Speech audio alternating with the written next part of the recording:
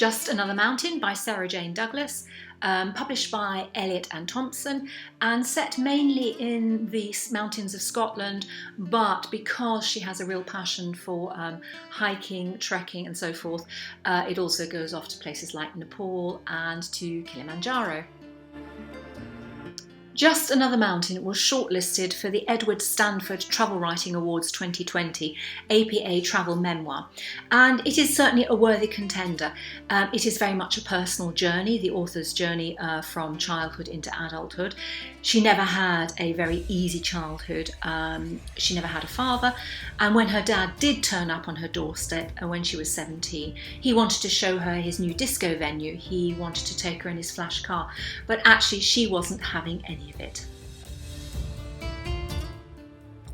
And then when the main anchor in her life, her mother, dies, it sends her really to pieces. She's gone off the rails, as it were. She has 2 children. She struggles to sustain adult intimate relationships. But one day she discovers that absolute passion for walking in the mountains, for trekking, for climbing. And that somehow gives her the headspace to work through all the problems that she is encountering.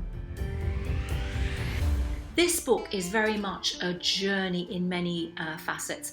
I vicariously tagged along. I know very little about the mountains, so it was fascinating to see how she gets on in the Munros, how she gets on in Nepal, where she unfortunately had a terrible stomach bug, and that must be just hideous, climbing and needing the toilet when there isn't a toilet.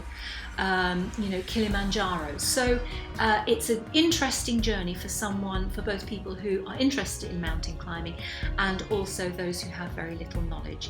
It's also a very candid description of her feelings and how she approaches her life.